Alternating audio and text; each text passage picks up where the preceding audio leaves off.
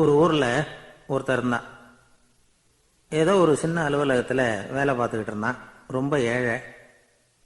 வர்ற கொஞ்சம் வருமானத்தை வச்சு வாழ்க்கையை ஓட்டிக்கிட்டு இருந்தான். ஒரு நாள் தெரு வழியாக அவன் நடந்து வந்துக்கிட்டு இருக்கிறான். தெருவில் ஒரு காசு கிடந்தது. அதை பார்த்துட்டான்.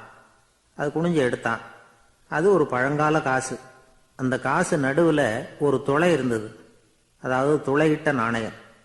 பழங்காலத்தில் புழக்கத்தில் இருந்த ஒரு நாணயம் அது. துளையிட்ட நாணயம் கிடைச்சதுன்னா ரொம்ப நல்லது, அது அதிர்ஷ்டம் அப்படின்னு ஒரு நம்பிக்கை உண்டு. இவன் கையில் அது கிடைச்சதும் ரொம்ப சந்தோஷப்பட்டான். இனிமேல் என்னுடைய கஷ்டம்லாம் தீரப்போகுது, அதிர்ஷ்டம் என்னை தேடி வரும், நான் பணக்காரன் ஆகிடுவேன் அப்படின்னு சொல்லிட்டு அந்த காசை தன்னுடைய கோட்டு பையில் பத்திரமா போட்டு வச்சுக்கிட்டான். அடிக்கடி அதை தொட்டு பார்த்துக்கிறது உண்டு, வெளியில் எடுக்க மாட்டான். இப்படியே கொஞ்ச காலம் ஆச்சு. அதுக்கப்புறம் என்னாச்சு தெரியுமா? நிஜமாவே அதிர்ஷ்டம் அவனை தேடி வர ஆரம்பிச்சுட்டுது. செல்வம் வந்து குவிஞ்சுது. பணம், பதவி, புகழ் எல்லாம் வந்து சேர்ந்தது. சமூகத்தில் அவன் ஒரு பெரிய மனுஷன் ஆயிட்டான். எல்லாரும் அவனை பாராட்டினாங்க. அவன் எதை தொட்டாலும் வெற்றி, எல்லாம் அந்த காசோட மகிமை அப்படின்னு அவன் மனசுக்குள்ளே நினச்சிக்கிட்டான். தினமும் காலையில் அந்த கோட்டை போட்டுக்கிட்டு தான் வெளியில் கிளம்புவான். புறப்படுறதுக்கு முன்னாடி கோட்டு பாக்கெட்டை தொட்டு பார்த்துக்குவான், உள்ளே காசு இருக்கா அப்படிங்கிறத உறுதிப்படுத்திக்குவான். அதுக்கப்புறம் தான் வெளியில் கிளம்புவான். இப்படியே பல வருஷம் ஓடி போச்சு. ஒரு நாள் அவனுக்கு அந்த ஆசை வந்துட்டுது. அதாவது அந்த துளையிட்ட நாணயத்தை எடுத்து கண்ணால் பார்க்கணும் அப்படின்னு.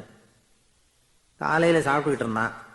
அப்போ தன்னுடைய மனைவி கிட்ட சொன்னான், ரொம்ப நாளைக்கு அப்புறம் என்னுடைய அந்த நாணயத்தை இன்னைக்கு வெளியில் எடுத்து பார்க்க போகிறேன்னா. என்னத்துக்கு அது, இப்போ அதை பார்க்க வேணாமே அப்படின்னு மெதுவாக இழுத்தாங்க அந்த அம்மா. இல்லை நான் பார்த்தே தீரணும் அப்படின்னு அவன் தன்னுடைய சட்டை பைக்குள்ள கையை விட்டான். உள்ளே இருந்த நாணயத்தை வெளியில் எடுத்தான். பார்த்தா அவனுக்கு ஆச்சரியமாக போச்சு. அந்த நாணயத்தில் துளையே இல்லை.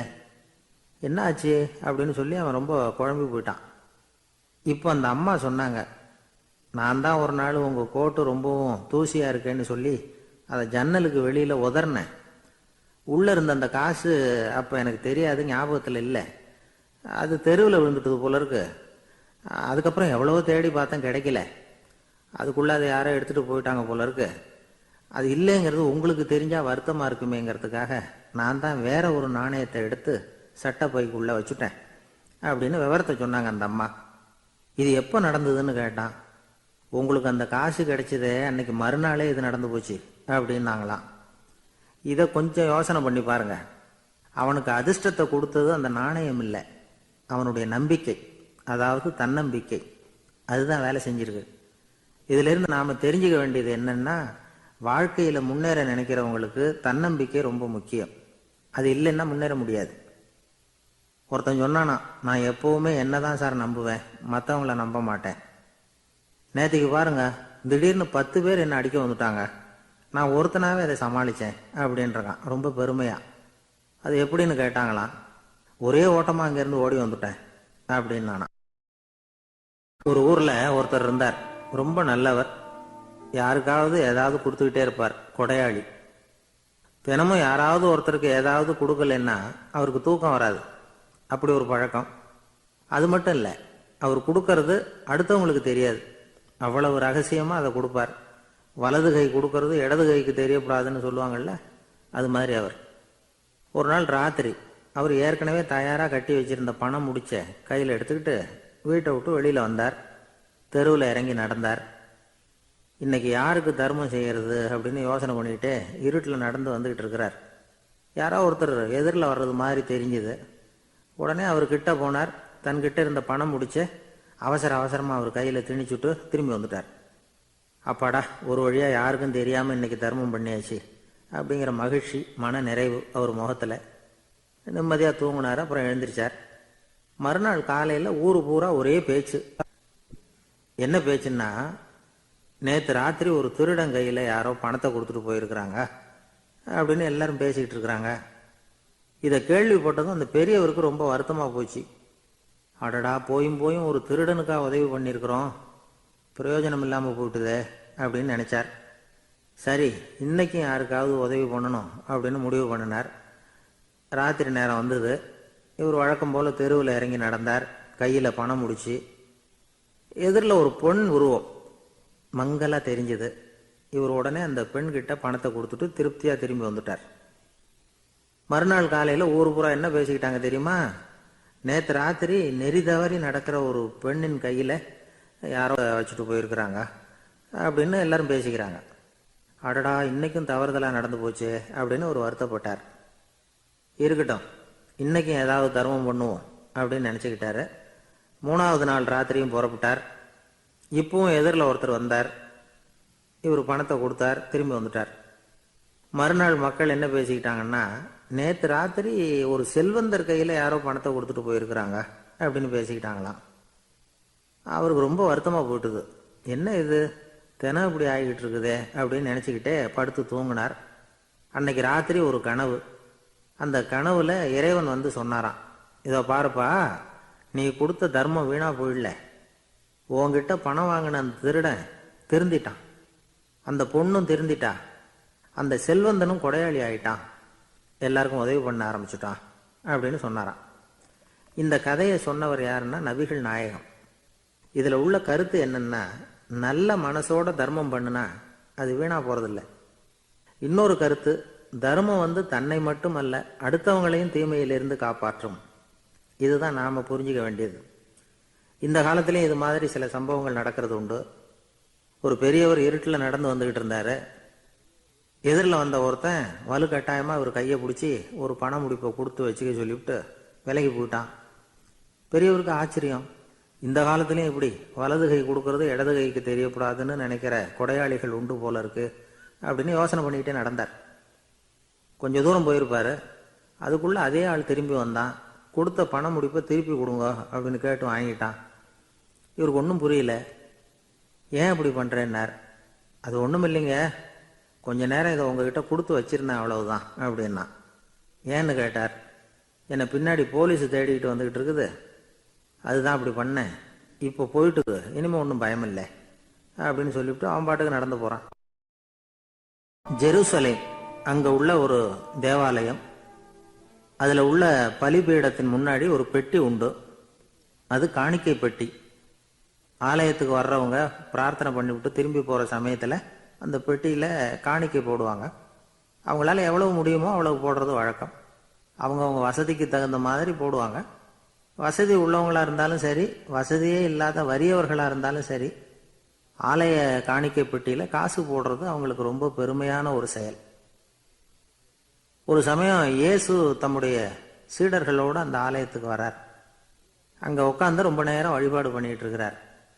சீடர்களும் அந்த ஜபத்தில் கலந்துக்கிட்டாங்க. வழிபாடு முடிஞ்சுது. இயேசு உட்காந்துருக்கிறார். காணிக்கை பெட்டியில் காசு போடுறவங்கள கவனிக்கிறார். சீடர்களும் அதையே கவனிச்சுக்கிட்டு இருக்கிறாங்க. ரொம்ப பேர் வரிசையாக வந்தாங்க. அவங்களால முடிஞ்ச அளவுக்கு காசு போட்டுட்டு அவங்க பாட்டுக்கு போய்கிட்டு இருக்கிறாங்க.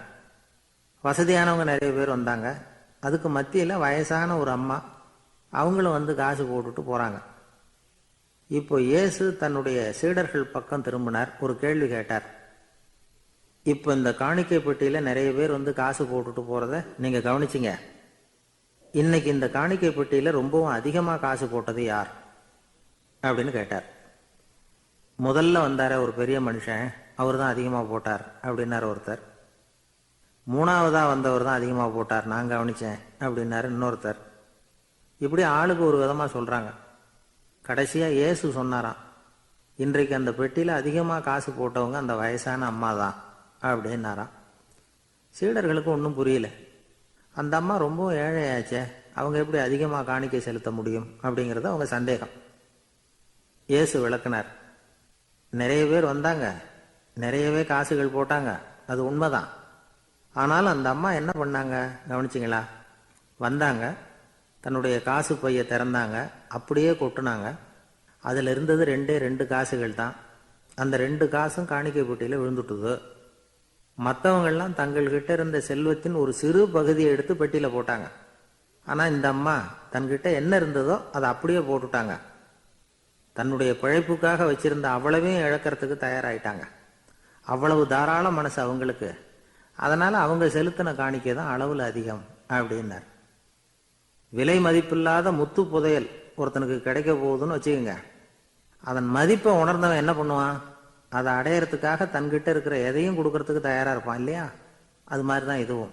அப்படின்னார். உலக மதிப்பீடுகளை துரும்பா தூசியா மதிச்சு அதையெல்லாம் உதறி விடுகிறவன் இறையருள் அப்படிங்கிற இணையில்லாத செல்வத்தை பெறுகிறான் அப்படிங்கிறது இதுல உள்ள கருத்து. இறைவனுக்காக இழப்பதுன்னா துன்பப்படுகிறவர்களுக்காக, ஏழைகளுக்காக, ஏதுமற்றவர்களுக்காக இழப்பது அப்படின்னு அர்த்தம். உங்கள் அயலானுக்கு நீங்கள் என்ன உதவி செய்தாலும் அதை எனக்கே செய்கிறீர்கள் அப்படின்னு இயேசு சொல்லியிருக்கிறார். அடுத்தவங்களுக்கு உதவணுங்கிற குணம் இன்னைக்கு ரொம்ப குறைஞ்சி போச்சு. ஒருத்தன் வாழைப்பழத்தோல் வழுக்கி கீழே விழுந்துட்டான். பக்கத்தில் இருந்த நண்பன் உடனே இவனை தூக்கிக்கிட்டு போய் ஆஸ்பத்திரியில் சேர்த்துட்டான். அதுக்கப்புறம் சொன்னான், நீ அந்த வாழைப்பழத்தோலில் காலை வைக்க போகிறத முன்னாடியே நான் கவனிச்சுட்டேன் அப்படின்னானா. அப்படின்னா அப்போவே நீ எனக்கு உதவி செஞ்சுருக்கலாமே அப்படின்னானா அவன். நான் டாக்டருக்கு உதவலாம்னு நினச்சிட்டேன் அப்படின்னா இவன். ஒரு ஊரில் ஒரு மன்னர் இருந்தார். ஒரு நாள் அவருடைய அரசவைக்கு ஒரு ஓவியன் வந்தான். அவன் சீனா தேசத்திலிருந்து வந்தவன், தாவோ சிந்தனையாளன். அவன் அங்கே வந்து மன்னர் முன்னாடி நிற்கிறான். யாரும் செய்ய முடியாத ஒரு காரியத்தை என்னால் செய்ய முடியும்னா. இவன் இப்படி சொன்னதை கேட்டதும் ஏற்கனவே அங்கே இருந்த அரசவை ஓவியன் ஒருத்தனுக்கு கோபம் வந்துட்டுது. இதோ பாரு, இப்படிலாம் பேசக்கூடாது, நான் வேணும்னா உன்னுடைய சவாலை ஏற்றுக்கிறேன் அப்படின்னா. நாம் 2 பேரும் ஓவியம் தீட்டுவோம், அதை பார்த்துட்டு நம்ம 2 பேர்ல யார் சிறந்த ஓவியன் அப்படிங்கிறத மன்னரே தீர்மானம் செய்யட்டும், என்ன சொல்ற அப்படின்னு கேட்டான் அவன். அவனும் சரின்னு ஒத்துக்கிட்டான். போட்டி ஆரம்பமாச்சு. அரசர் அவங்களுக்கு 2 சுவர்களை ஒதுக்கி கொடுத்தார். 6 மாச காலம் அவகாசம் கொடுத்தார். 2 ஓவியர்களும் அவங்கவங்க வேலையை ஆரம்பிச்சாங்க. இரவு பகலா வேலை செய்ய ஆரம்பிச்சுட்டாங்க. 6 மாசம் முடிஞ்சது. அரசர் வந்து பார்த்தார். முதல்ல தன்னுடைய அரசவை ஓவியர் தீட்டி இருந்த ஓவியத்தை பார்த்தார். ரொம்ப பிரமாதமா இருந்தது, பாராட்டினார். இதோ பாரு, உன்னுடைய ஓவியம் அற்புதமா இருக்கு, உயிரோட்டம் உள்ளதா இருக்குது, கலையின் உச்சமே இதுதான், இதை விட சிறந்த ஒரு ஓவியத்தை வேற யாராலையும் படைக்க முடியாது அப்படின்னார். அதுக்கப்புறம் அந்த சீன ஓவியன் கிட்ட போனார். எங்க உன்னுடைய ஓவியம்னு கேட்டார். திரைச்சீலையை விலக்கி விட்டு பாருங்கன்னா. மன்னர் வந்து அந்த திரைச்சீலையை விளக்குனார். உள்ள வந்து ஓவியம் இருக்க வேண்டிய இடம் கண்ணாடி மாதிரி தெரிஞ்சுது. அவன் அந்த 6 மாச காலமா அந்த சுவரை வந்து தேய்ச்சி தேய்ச்சி கண்ணாடி மாதிரி ஆக்கி வச்சிருக்கிறான். அதுக்கு நேரா எதிர் சுவரில் அரசவை ஓவியம் தீட்டின ஓவியம் இருக்கு. அது எதிரில் இருந்த இந்த கண்ணாடியில பட்டு பிரதிபலிக்குது. மன்னர் யோசனை பண்ண ஆரம்பிச்சார். அப்புறம் அந்த சீன ஓவியனை பார்த்து கேட்டார், இதை பாரு, நீ என்னுடைய ஆளை வந்து தோற்கடிச்சுட்ட அப்படிங்கிறதுல சந்தேகம் இல்லை, ஆனாலும் எங்களை ஏமாத்தி இருக்கிற, எந்த ஓவியமும் நீ வரையிலையே அப்படின்னார். அரசே, இதுதான் உண்மையான ஓவியம், உயிருள்ள ஓவியம். இது வந்து மனோபாவங்களை பிரதிபலிக்கும், மாறுகின்ற காலங்களை அப்படியே காட்டும் அப்படின்னா அந்த சீன ஓவியன். கையால வரைகிற ஓவியங்கள்ல சலனம் இல்லை, கண்ணாடி அப்படி கிடையாது, சக்தியின் ஓட்டம் அதுல எப்பவும் இருந்துகிட்டே இருக்கும், கண்ணாடி மட்டுமே ஜீவன் உள்ள ஓவியமா இருக்க முடியுங்கிறத அந்த சீன ஓவியன் தெரிஞ்சு வச்சிருந்தான். ஏன்னா அவன் ஒரு தாவோ சிந்தனையாளன். ஒவ்வொரு குழந்தையும் இந்த கண்ணாடியோட தான் பிறக்குது. ஆனா நாம என்ன செய்யறோம்னா ஓவியங்களை கண்ணாடி மீது பதிப்பிச்சு விடுறோம். கண்ணாடி நம்மளை பிரதிபலிக்குது. நம்முடைய அழகோ அவலட்சணமோ கண்ணாடியை பாதிக்கிறது இல்லை. ஏன்னா அதுக்கு மனம் கிடையாது. கடந்து போன வினாடியை பத்தி அது சிந்திக்கிறது இல்லை. அடுத்த கணத்தை பத்தின எதிர்பார்ப்பும் அதுகிட்ட கிடையாது. அதுதான் பற்றற்ற நிலை. மனிதனுக்கு தேவைப்படுறது அதுதான். கண்ணாடி கிட்ட இருந்து நாம வந்து கற்றுக்கொள்ள வேண்டிய பாடம் இது. வாழ்க்கையில வந்து மனிதர்களை நேசிக்கலாம், உலகின் அழகையெல்லாம் பிரதிபலிக்கலாம், ஆனா எதையும் பற்றி கொண்டு விடக்கூடாது அப்படிங்கிறது பெரியவர்கள் அறிவுரை. துயரம்ங்கிறது பற்றுக்களின் சாயை. கண்ணாடி முன்னாடி நிக்கிறப்போவெல்லாம் நமக்கு இந்த ஞாபகம் வரணுமா. ஒரு குடும்ப தலைவர் ஒரு நாள் காலையில விடிஞ்சு எழுந்திரிச்சதும் சத்தம் போட்டார். யார் இந்த கருங்குரங்கு படத்தை என் ரூம்ல கொண்டாந்து மாட்டி வச்சது அப்படின்னு கத்தினார். சமையல் கட்டில இருந்து மனைவி பதில் சொன்னாங்க, தூக்க கலக்கத்துல உளராதிங்க, நல்லா பாருங்க, அது படம் கிடையாது, முகம் பார்க்கிற கண்ணாடி அப்படின்னாங்க. துஷ்டரை கண்டால் தூர விலகு, இப்படி ஒரு பழமொழி உண்டு. எதுக்காக இப்படி சொல்லி வச்சாங்க? துஷ்டன் ஏதாவது தொந்தரவு கொடுப்பான், அதனால அவனை கண்டா பயந்துகிட்டு ஓடி ஒளிஞ்சுக்கோ அப்படின்னா இதுக்கு அர்த்தம் அப்படி இல்லை. ஒரு துஷ்டன் கிட்ட நெருங்கி போறோம்னு வச்சுக்கோங்க, அவன் நமக்கு கெடுதலான ஆலோசனைகள் எதையும் சொல்லலாம், அல்லது அவன் தீய உணர்வுகள் உள்ளவனா இருக்கலாம், அல்லது தீய செயல்கள் செய்யக்கூடியவனா இருக்கலாம், அல்லது தீய நட்புனால அவன் ஏற்கனவே கெட்டு போனவனா கூட இருக்கலாம். இப்படிப்பட்டவனை நெருங்கி போனா அவனோட பாதிப்பு நமக்கும் வந்துடும். அதனால விலகி போ அப்படின்னு சொல்றாங்க. இதையே கொஞ்சம் விவரமா இப்ப பாப்போமே. இப்ப இந்த துஷ்டர்களை 4 வகையா பிரிக்கிறாங்க. இந்த 4 வகைக்கும் உதாரணம் வேணும்னா வேற எங்கேயும் போக வேண்டியதில்லை, மகாபாரதத்தை பார்த்தாவே போதும். அதுல இந்த 4 வகையான தீயோரும் வர்றாங்க. முதல் வகைக்கு உதாரணம் சகுனி. இவன் மனசுல எப்பவும் தீய எண்ணங்கள் தான் நிறைஞ்சிருக்கும். கனவுல கூட தீய ஆலோசனைகள். யாராவது ஒருத்தர் நல்லபடியா வாழ்ந்தா அதை இவனால சகிச்சுக்க முடியாது. இப்படிப்பட்டவனோட நெருங்கிய தொடர்பு துரியோதனனுக்கு கிடைச்சது. துரியோதனன் எப்படின்னா அவன் ஏற்கனவே தீய காரியங்கள் செய்யறதுக்கு தயங்காதவன். அப்படிப்பட்டவனுக்கு தீய போதனைகள் செய்யறதுக்கு சகுனி உதவுனான். இந்த 2 பேரோட சகவாசம் இன்னொருத்தனுக்கு கிடைச்சது. அவன் யாருன்னா துச்சாதனன். அவன் தீய நடத்தை உள்ளவன். இந்த 3 பேரும் ஒண்ணு சேர்ந்தா என்னத்துக்கு ஆகும்? உலகமே கெட்டு போடும்ல. இந்த 3 துஷ்டர்களோட நல்லவன் ஒருத்தன் சேர்ந்தான். அவன் தான் கர்ணன். கர்ணன் இயல்பாவே உத்தம குணம் உள்ளவன். அவன் நல்லவங்களோட சேராம இப்படிப்பட்ட கெட்டவங்க கிட்ட நட்பு வச்சுக்கிட்டான். அதனால அவனும் தீய செயல்களில் ஈடுபடுறது மாதிரி ஆயிடுது. துரியோதனனுடைய நண்பனா அவனுடைய ஆதரவுல வளர்ந்ததுனால அவனுக்கு துணையா இருக்க வேண்டி இருக்குது அப்படின்னா. நட்பு உரிமையினால உதவி புரிய வேண்டியது சரிதான், அது தப்புன்னு சொல்ல முடியாது. இருந்தாலும் தீய செயல்களுக்கு உதவி செய்யறது சரியில்லை.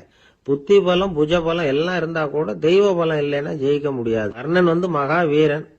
இருந்தாலும் கடைசியில் அவன் கதி என்னாச்சு? அவங்ககிட்ட எல்லா நல்ல குணங்களும் இருந்தது. இருந்தாலும் ஏன் இப்படி ஆச்சு? தீயவர்களுடைய சேர்க்கை தான் காரணம். அவங்களோட சேர்ந்ததுனால இவனையும் அப்படியே நினைக்க ஆரம்பிச்சுட்டாங்கல்ல. 4 வகை துஷ்டர்கள்ல இவனும் ஒரு வகை அப்படின்னு சொல்ல ஆரம்பிச்சிட்டாங்க. அதாவது தீய ஆலோசனைக்கு சகுனி, தீய உணர்வுகளுக்கு துரியோதனன், தீய செய்கைக்கு துச்சாதனன், தீய நட்புக்கு கர்ணன். இப்படி உதாரணம் ஆயிட்டான். அதனாலதான் துஷ்டரை கண்டால் தூர விலகு அப்படின்னு சொன்னாங்க. அது புராண காலம். இப்பெல்லாம் நிலைமை கொஞ்சம் வேற விதமா இருக்குது. அன்னைக்கு ஒரு நாள் அப்படிதான் ஒரு காட்டு பாதையில யாரோ ஒருத்தர் அடிபட்டு கிடந்தார். யாரோ ஒரு துஷ்டன் அவனை அடிச்சு போட்டுட்டு போயிட்டான் போல இருக்கு. அந்த வழியா போன ஒருத்தர் பரிதாபப்பட்டு அவனை போய் தூக்குனார். ஆறுதல் சொன்னார். இத பாருங்க, இந்த வழியா எப்பவும் தனியா வரக்கூடாது. ஏன்னா இங்க ஒரு ரவுடி இருந்துகிட்டு வர்றவங்க போறவங்களெல்லாம் வழிப்பறி பண்ணிட்டு இருக்கிறதா கேள்விப்பட்டிருக்கிறேன் அப்படின்னாராம். இனிமே அப்படி கேள்விப்பட மாட்டீங்க அப்படின்னு அந்த ஆளு. ஏன்னு கேட்டிருக்காரு இவர். அவன் சொல்லியிருக்கான், நான் தான் சார் அந்த ரவுடி. இந்த வழியா போனவங்க கிட்ட தகராறு பண்ணேன். அவங்க தான் என்ன இப்படி அடிச்சு போட்டு என்கிட்ட இருந்த பணத்தை எல்லாம் புடுங்கிட்டு போட்டாங்க சார். காலம் ரொம்ப கெட்டு போச்சு அப்படின்னு ரொம்ப பரிதா.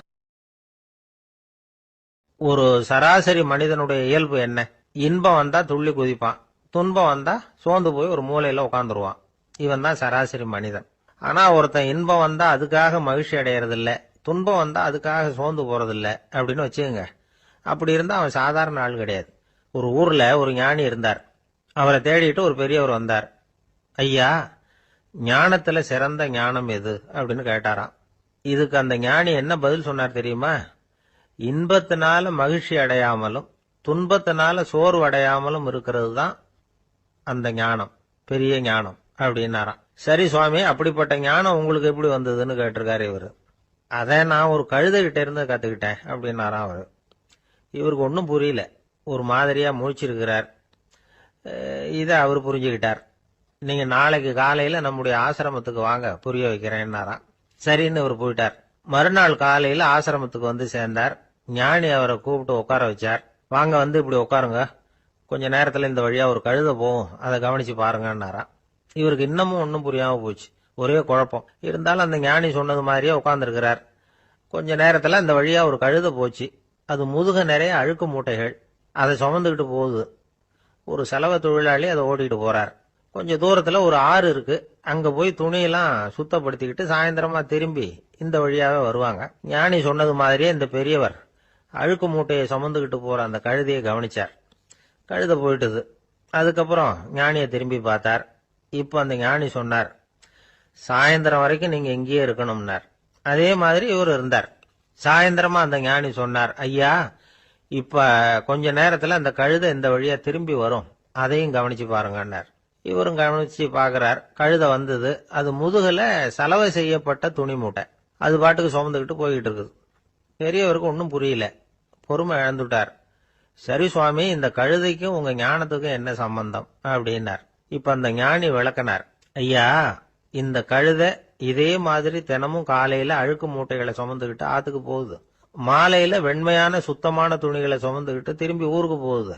காலையில இது போகும்பொழுது முதுகுல அழுக்கு மூட்டைகளை சுமந்துகிட்டு போறோமேங்கிற வருத்தமும் அதுக்கு கிடையாது. சாயந்தரம் திரும்பி வரும்பொழுது சுத்தமான துணிகளை சுமந்துகிட்டு வர்றோமேங்கிற மகிழ்ச்சியும் அதுக்கு இல்லை. இதை பார்த்துதான் நானும் அது மாதிரி ஞானத்தை கத்துக்கிட்டேன் அப்படின்னாராம்.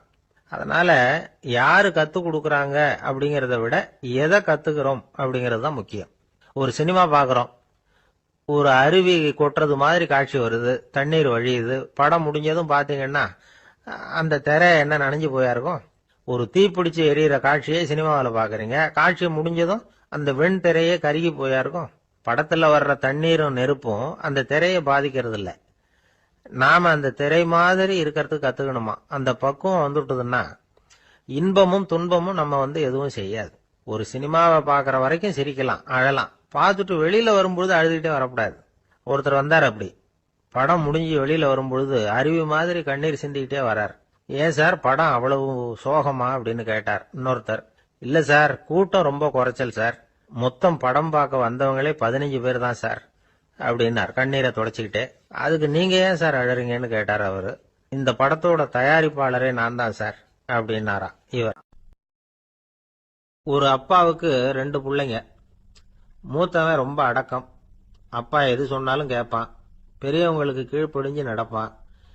இளையவன் அப்படி இல்லை, தான் நினைச்சதை தான் சொல்லுவான், செய்வான். அடுத்தவங்க சொல்றதை கேட்க மாட்டான், அடங்கி நடக்க மாட்டான். இந்த 2 பேர்ல யாரை உங்களுக்கு பிடிக்கும்? பெரியவனை தான் பிடிக்கும், ஏன்னா அவன் தான் சொல்ற பேச்சை கேட்கிறவன் அப்படின்னு சொல்லுவீங்க. ஆனா ஒரு ஞானி என்ன சொல்றாரு தெரியுமா? ஒரு குழந்தை அதன் அறிவுக்காக மதிக்கப்பட வேண்டுமே தவிர அதனுடைய கீழ்ப்படியும் தன்மைக்காக அல்ல அப்படிங்கிறார். நம்ம குழந்தைகளை சுயமா சிந்திக்கிறதுக்கு நாம விடுறதில்லை, மற்றவங்களை பார்த்து காப்பி அடிக்கிறதுக்கு தான் நாம அவங்களுக்கு கத்துக் கொடுக்குறோம். புகழ்பெற்ற மனிதர்கள் சிலருடைய பேரை சொல்லி நீயும் அவர் மாதிரி ஆகணும், இவர் மாதிரி ஆகணும் அப்படின்னு சொல்லிட்டே இருக்கிறோம். குழந்தைகள் தங்களுடைய தனித்தன்மையை வளர்த்துக்கிறதுக்கு நாம தடையா இருக்கிறோம். ஒரு குழந்தைகிட்ட அனாவசியமா நம்பிக்கையை வளர்த்துடக்கூடாது, எந்த கோட்பாட்டையும் திணிக்கக்கூடாது. நாம ஏற்கனவே அர்த்தமில்லாத கருத்துக்களையும் கொள்கைகளையும் மனசுல போட்டு நிரப்பி வச்சிருக்கிறோம். இந்த உலகத்துக்கு புதுசா சேர்ந்திருக்கிற ஒரு குழந்தையின் தூய்மையான மனசுல நம்ம கருத்துக்களை அறிமுகம் செய்ய அல்லது திணிக்கிறதுக்கு நமக்கு எந்த அதிகாரமும் கிடையாது. ஒரு குழந்தைய நீ இந்த மதத்தை சேர்ந்தவன் அப்படின்னு பிறந்ததுமே ஒரு முத்திரை குத்தி போடுறோம். இது அதோட சுதந்திரத்தை ஆரம்பத்திலேயே கிள்ளி எறியறது மாதிரி தான்.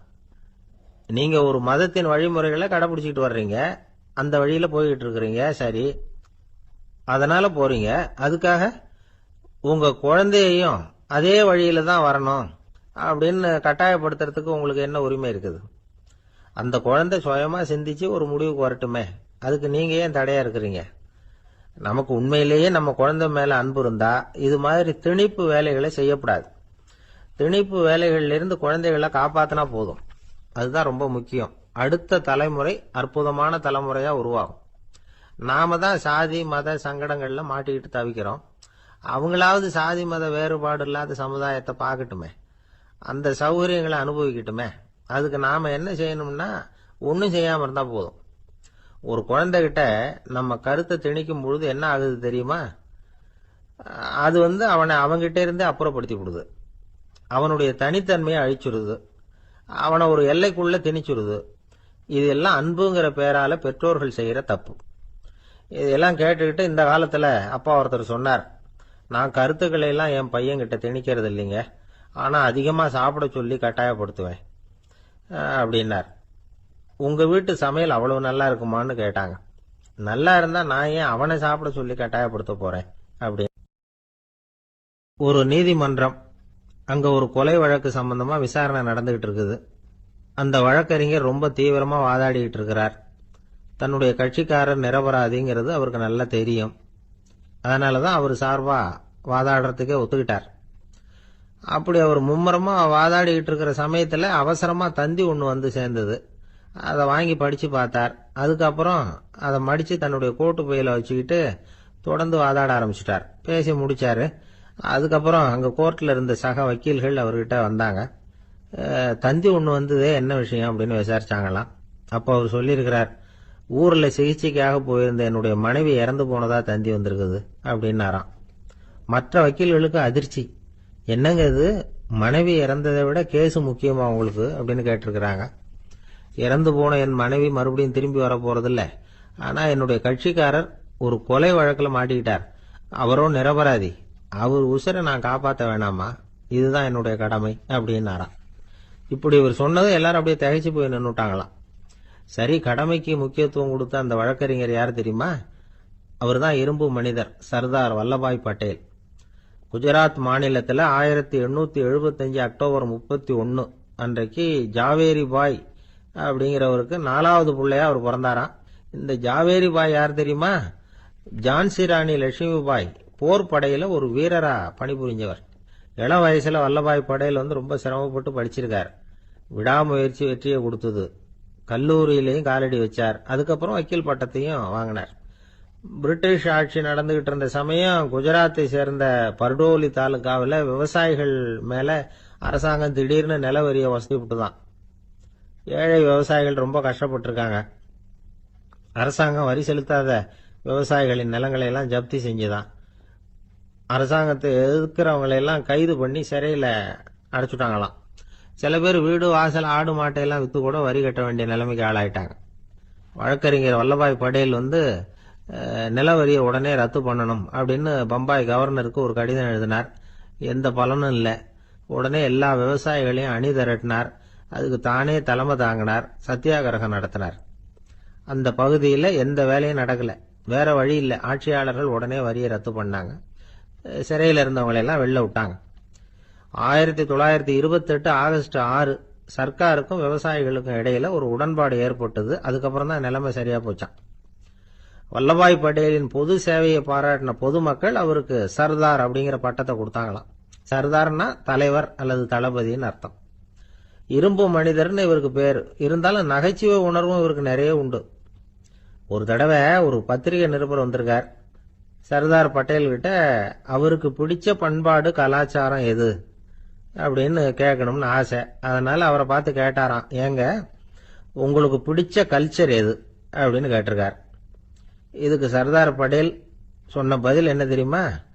எனக்கு பிடிச்ச கல்ச்சர் அக்ரிகல்ச்சர் அப்படின்னு. ஒருத்தர் குதிரை ரேஸுக்கு போனார். பணம் கட்டினார், தோத்து போயிட்டார். மறுபடியும் போனார், பணம் கட்டினார், தோத்து போனார். அடுத்த தடவையும் பணம் கட்ட போனப்போ அவரை தடுத்து கேட்டோம், ஏன் சார் ஏற்கனவே விட்டது போதாதா, இன்னமும் இருக்கிறத விடணுமா அப்படின்னு கேட்டோம். விட்டதையெல்லாம் மொத்தமா எடுக்க வேணாமா சார், அதுக்காக தான் தொடர்ந்து பணம் கட்டுறேன்னாரு அவரு. இவரை திருத்துறது ரொம்ப கஷ்டம். இது ஒரு மனநோய். மனநோய்கள்ல பல வகை உண்டு. மனநோய்கள் பிரிவு அட்டவணையில சூதாட்டம்ங்கிறது அவதியுறும் நோய் அப்படிங்கிற தலைப்புல வருது. சூதாட்டம் 2 வகைப்படும்னு சொல்றாங்க உளவியல் நிபுணர்கள். ஒரு வகை எப்படின்னா, நண்பர்களோட சேர்ந்துகிட்டு மகிழ்ச்சியும் கிளர்ச்சியும் அடையறதுக்காக ஈடுபடுறது. பிரச்சனைகளை தீர்க்கறதுல ஒரு ஆர்வம். கேளிக்கைக்காக கொஞ்சம் விட்டு பிடிக்கிறது அப்படிங்கிற மனுஷனுடைய அடி மனசுல உள்ள விபரீத பிணைய சுபாவம், இதெல்லாம் அதுக்கு காரணம். இன்னொரு வகை எப்படின்னா, சூதாட்டத்தில் ஈடுபட்டு ஒரு கட்டாய நிலைமைக்கு ஆளாயிடுறது. ஈடுபடு அப்படின்னு மனசு ஒரு வெறித்தன்மையை தூண்டிக்கிட்டே இருக்கும். இப்படிப்பட்டவங்களுக்கு நாம தோத்துக்கிட்டு இருக்கோம்ங்கிறது தெரியும். நாம ஜெயிக்கிறதுக்கான சந்தர்ப்பம் இல்லைங்கிறதும் தெரியும். இதனால நமக்கும் கஷ்டம், நம்ம சுத்தி இருக்கிறவங்களுக்கும் கஷ்டங்கிறதும் புரியும். அப்படி இருந்தும் சூதாடுவாங்க. இதுக்கு காரணம் சூதாடியின் பகற்கனவு அப்படிங்கிறாங்க நிபுணர்கள். இந்த நிலைமைக்கு கட்டாய சூதாட்டம் அல்லது நிர்பந்த சூதாட்டம் அப்படின்னு பேர் வச்சிருக்கிறாங்க. இப்படிப்பட்ட ஆசாமி இருக்கிறது பூரா விட்டுருவான், கடன் வாங்குவான், திருடுவான். இருந்தாலும் என்னைக்காவது ஒரு நாள் ஜெயிச்சிருவேன் அப்படின்னு சொல்லிக்கிட்டே இருப்பான். விட்டதை எடுத்துருவேங்கிற ஒரு நம்பிக்கை சுடர் அவனுக்குள்ள எரிஞ்சுக்கிட்டே இருக்கும். இவனை மனநோயாளி அப்படின்னு சொல்லிட முடியாதான். என்ன காரணம்னா, இது மாதிரி ஆளுங்க கிட்ட மன போராட்டமோ கவலையோ பதட்டமோ இருக்கிறது இல்ல. சில விசேஷமான குணங்கள் இவங்க கிட்ட உண்டு. எதிர்ப்பு உணர்ச்சி, சிறுபிள்ளைத்தனம், சட்ட திட்டங்களையும் சம்பிரதாயங்களையும் உட தெரியாத மனப்போக்கு, பொறுப்பில்லாத தன்மை, நெறிதவறி நடக்கிறது எல்லாம் இவங்க கிட்ட உண்டு. ஆனா வெளிப்பார்வைக்கு ரொம்ப சிநேகமா இருப்பாங்க, அன்பா இருப்பாங்க. அப்படி இருக்கிறதாக காட்டிக்குவாங்க. ஆதாயம், சுயலாபம் இதெல்லாம் கருதி தான் பழகுவாங்க. இவங்க கேட்கறப்ப நாம பணம் கொடுக்கலன்னு வச்சுக்கோங்க, நம்மளை கை விட்டுருவாங்க. நம்ம மேல அபாண்டமா பழி சுமத்துறது கூட தயங்க மாட்டாங்க. தங்களுடைய சூதாட்ட நடவடிக்கைகளுக்கு சாதகமான காரணங்களை சொல்லிட்டு இருப்பாங்க. நீ வேணும்னா பாரு, ஒரே நாள்ல நான் இழந்ததையெல்லாம் மீட்டு லட்சாதிபதி ஆறனா இல்லையா பாரு அப்படிம்பாங்க. தோத்து போறத ஒரு படிப்பினையா இவங்க எடுத்துக்கிறதே இல்லை. தோத்து போறதுலேயே இவங்களுக்கு ஒரு அலாதியான சுகம். தனக்குத்தானே துன்பத்தை வரவழைச்சிக்கிட்டு இன்பம் அடையிறதுக்கு தன்வதை சுகம் அப்படின்னு பேர். இவங்கெல்லாம் அந்த ரகம். சில பேர் எப்படி தெரியுமா, மந்திர எண்ணங்களை வரவழைச்சிக்கிறது, சூதாடுறதுக்காக ஆபீஸ்ல கையாடல் பண்றது, அடுத்தவங்க கிட்ட இருந்து திருடுறது. இந்த மந்திர எண்ணம் தீவிரமாச்சுன்னா ஒரு மாதிரியா பேச ஆரம்பிச்சிருவாங்க. தோல்விதான் சார் வெற்றிக்கு முதல் படியும்பாங்க. தன்னால பகடக்காய்களையும் குதிரை ஓட்டிகளையும், அதாவது இந்த ஜாக்கிகள், அதெல்லாம் கட்டுப்படுத்த முடியுங்கிற பித்து நிலைக்கு இவங்கெல்லாம் தள்ளப்பட்டுருவாங்க. சில சூதாடிகள் ஆராய்ச்சி பார்த்ததுல என்ன தெரிய வந்தது தெரியுமா, அவங்கெல்லாம் குழந்தை பருவத்துல அன்புக்காக ஏங்கினவங்களாம், புறக்கணிக்கப்பட்டவங்களாம், உதவிகளை பெற முடியாதவங்க, இப்படிலாம் இருந்திருக்கிறாங்க. இவங்க வளர வளர மற்றவங்க சௌகரியம் பற்றி அக்கறை இல்லாதவங்களா ஆயிடுறாங்க. அதிர்ஷ்ட தேவதை தன்னோட இருக்கிறாங்க அப்படிங்கிற அசையாத நம்பிக்கை இவங்களுக்கு. இவங்களை திருத்துறது ரொம்ப கஷ்டம். அதனால பந்தயம், சூதாட்டம் இது மாதிரியான விஷயங்களை விட்டு விலகியே இருக்கிறது தான் நமக்கு நல்லது. ஒரு ஆள் சொன்னான், என்னுடைய குதிரை வேகமா ஓடுறதுக்கு என்ன வழி அப்படின்னு கால்நடை மருத்துவர்கிட்ட யோசனை கேட்டேன். அவர் ஒரு பாட்டில் நிறைய மாத்திரைகளை கொடுத்து தினம் 2 மாத்திரை வீதமா கொடுக்க சொன்னார். முதல் நாள் 2 மாத்திரையை கொடுத்துட்டு அது மேலே ஏறி உட்கார்றதுக்கு போனேன். அவ்வளவுதான். அதுக்குள்ள அது அம்பு மாதிரி பாஞ்சு ஓடி போச்சு. நான் இன்னும் உட்காரவே இல்லை, அதுக்குள்ள பாஞ்சு ஓடி போச்சு அப்படின்னா. அடடா, அப்புறம் நீங்க என்ன பண்ணீங்க அப்படின்னு கேட்டாங்க. என்ன பண்றது, மீதி மாத்திரை பூராவே நான் முழுங்கி விட்டு அதுக்கப்புறம் துரத்தி பிடிச்சி அது மேல ஏறி உட்கார்ந்தேன் அப்படின்னா அவன். ஒரு ஊர்ல ஒரு மன்னன் இருந்தான், கொடுங்கோல் மன்னன். நிறைய தொந்தரவு பண்ணிட்டு இருந்தான். அவன் ஒரு தடவை என்ன பண்ணான் தெரியுமா, ஒரு தப்பும் பண்ணாத ஒரு இளைஞனை பிடிச்சி ஜெயிலில் அடைச்சுட்டான். அந்த பையனோட சொந்தக்காரங்கள்லாம் ராஜா கிட்ட போனாங்க. அவன் ஒரு தவறும் பண்ணல, அவனை விடுதலை பண்ணுங்க அப்படின்னு கெஞ்சி கேட்டுக்கிட்டாங்க. மன்னன் யோசனை பண்ணான். அந்த இளைஞனை கூப்பிட்டுக்கிட்டு வர சொன்னான். அவனை கொண்டாந்து ராஜா முன்னாடி நிறுத்தினாங்க. இதை பாருப்பா, உன்னை நான் விடுதலை பண்ணுவேன், ஆனா ஒரு கண்டிஷன். அந்த நிபந்தனையை நீ நிறைவேற்றினா உனக்கு விடுதலை அப்படின்னா மன்னன். சரின்னு ஒத்துக்கிட்டான் பையன். மன்னன் கண்டிஷன் என்னங்கிறத சொன்னான். உங்ககிட்ட ஒரு செம்மறி ஆட்டை கொடுக்க போறேன், 1 மாசத்துக்கு அதுக்கு தேவையான தீனியையும் கொடுக்க போறேன். 1 மாசம் கழிச்சு அந்த ஆட்டை எடை போட்டு பார்ப்பேன். அந்த ஆட்டின் எடை கொஞ்சம் கூட கூடி இருக்கக்கூடாது. எடை கூடி இருந்தா உனக்கு விடுதலை கிடையாது. என்ன சொல்ற அப்படின்னா. பையனுக்கு ஒன்றும் புரியல, பயமா போயிட்டுது. குழம்பிக்கிட்டே நின்றுகிட்டு இருக்கிறான். சரி, ஒரு நாள் டைம் தரேன், நல்லா யோசனை பண்ணி பார்த்துட்டு நாளைக்கு உன் முடிவை சொல்லு அப்படின்னா மன்னன். பையன் கவலையோட வெளியில வந்தான். அங்க ஒரு பெரியவர் நின்றுகிட்டு இருந்தார். அவர்கிட்ட விஷயத்த சொன்னான். அந்த பெரியவர் இந்த பையனுக்கு காதோட காதா ஒரு வழியை சொல்லி கொடுத்தார். அதை கேட்டதும் பையன் மறுபடியும் மன்னன் முன்னாடி நின்னா, உங்க நிபந்தனையை ஏத்துக்கிறேன்னு சொன்னான். மன்னன் ஒரு ஆட்டுக்குட்டியையும் அதுக்கு 1 மாசத்துக்கு தேவைப்படுற தீவனத்தையும் கொடுக்கும்படியா உத்தரவு போட்டான். கொடுத்தாங்க, ஓடிட்டு போயிட்டான். 1 மாசம் தினமும் தவறாம அந்த தீவனத்தை ஆட்டுக்குட்டிக்கு போட்டுக்கிட்டு இருக்கிறான். 1 மாசம் கழிச்சு அந்த ஆட்டை அரண்மனைக்கு ஓட்டிட்டு போனான்.